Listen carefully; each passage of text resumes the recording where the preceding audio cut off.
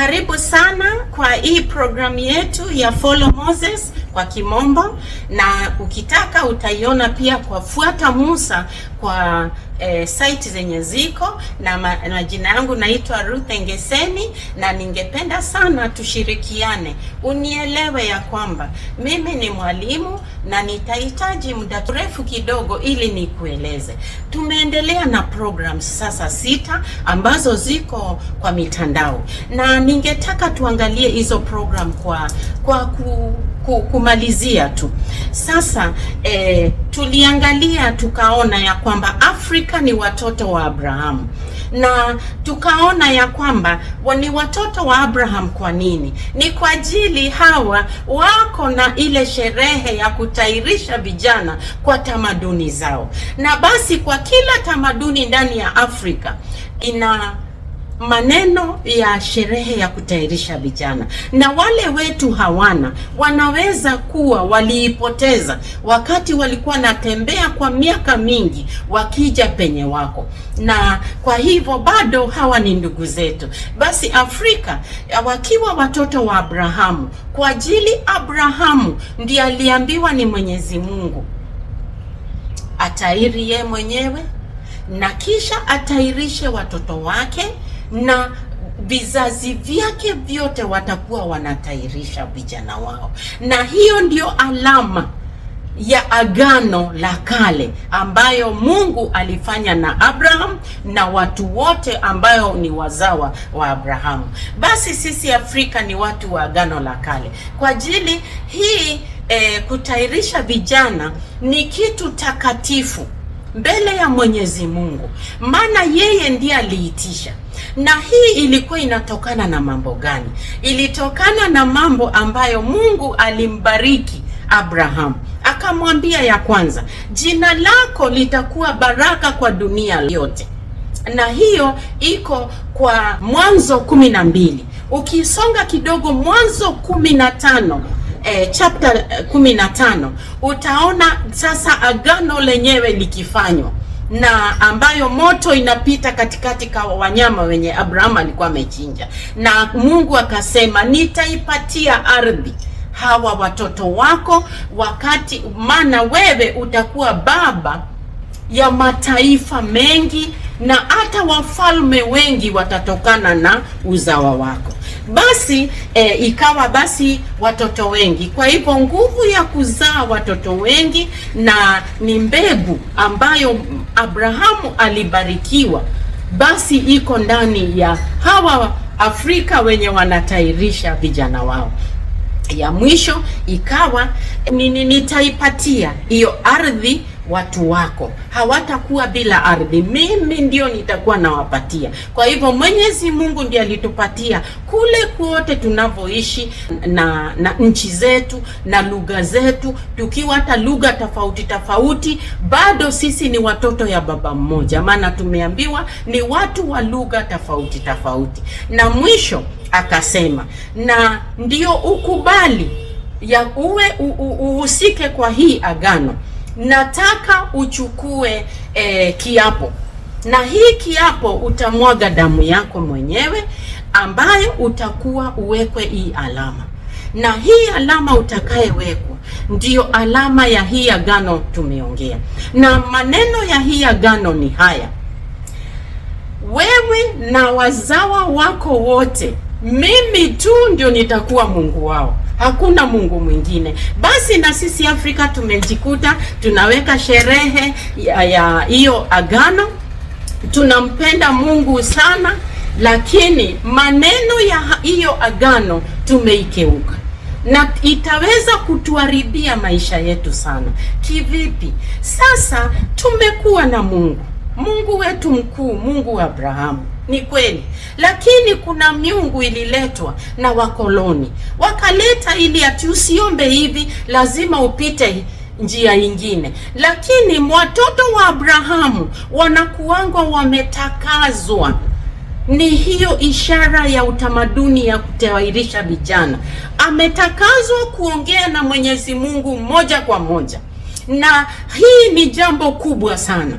Na hata ukitaka kujua, Ishmaeli wakati alikuwa analilia Mwenyezi Mungu wakiwa jangwani na mamake, akawa Ishmaeli atakufa, na mama akaona hataki kuona huyo mtoto akikufa, alimweka pahali, yeye akaenda pahali, akasonga mbali asione huyu kijana akikufa, na Ishmaeli alikuwa analia.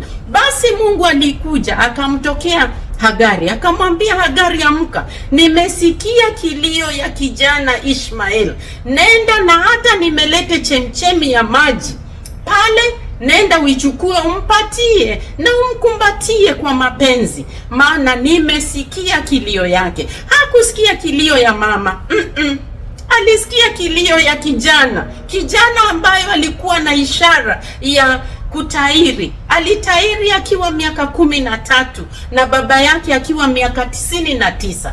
Basi akatakazwa kuongea na Mungu moja kwa moja, akawa akilia, Mwenyezi Mungu anajibu. Na ndio kwa nini nasema Afrika kilio yetu Mwenyezi Mungu atasikia tukiongea moja kwa moja, tusipite kwa jina la Mungu.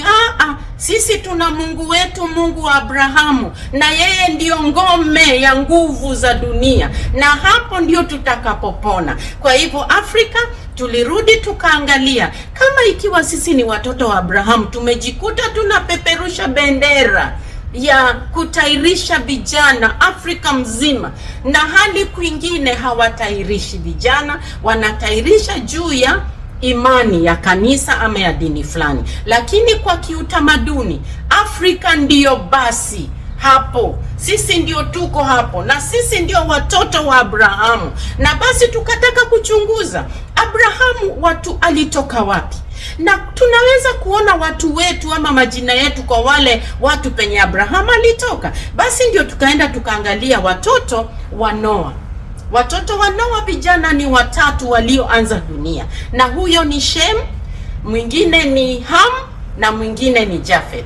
Basi sisi tu Afrika tumeambiwa sisi ni watu wa Ham. Hapana, tunaenda sasa tukuchunguza watoto wa Shem ambayo ni mtoto wa kwanza wa Noa, na tukajikuta pale, maana kuna mtoto anaitwa Shur, na Shur ni hapa East Africa, Afrika ya Mashariki, ambayo ni South Sudan na sehemu zingine za Kenya. Na tena tukarudi kumkuta kijana anaitwa Aram, na Aram tukasikia ni lugha tunaijua kwa ajili ile maneno iliandikwa kwa ukuta siku ya Belshaza, ni wakati ya Danieli, mene teke Feredhi. Hiyo ni lugha ambayo sisi watu wa East Africa tunaijua. Wakikuyu wanasikia hiyo lugha vizuri sana, na hata nina hakika Waafrika wengine kati ya Afrika watasema mene ni nini. Sisi mene ni kusema umekataliwa. Teke hata unasikia ni Kiswahili, umepigwa teke.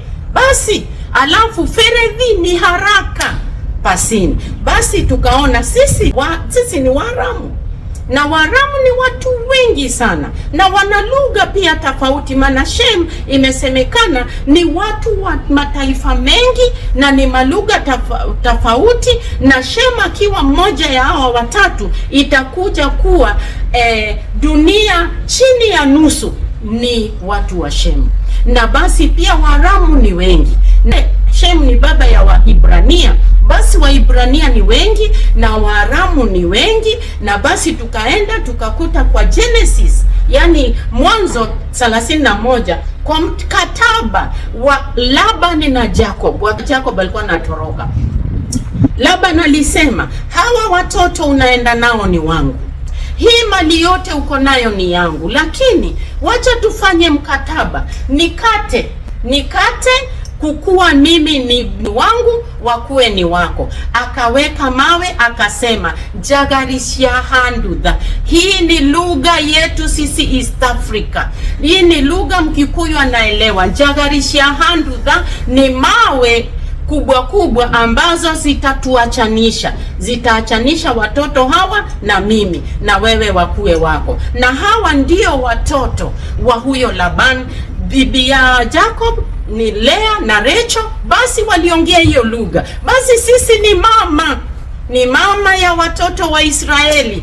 Kwa hivyo tumpende Mungu wa Israeli, Mungu wa Abraham, na tushike ile sheria yake ya kwanza. Hakuna Mungu mwingine ila yeye, na tuongee na yeye moja kwa moja, tusichanganye. Asanti sana, endelea kusambaza hii program kwa wale watu wote unaweza, ili unishike mkono.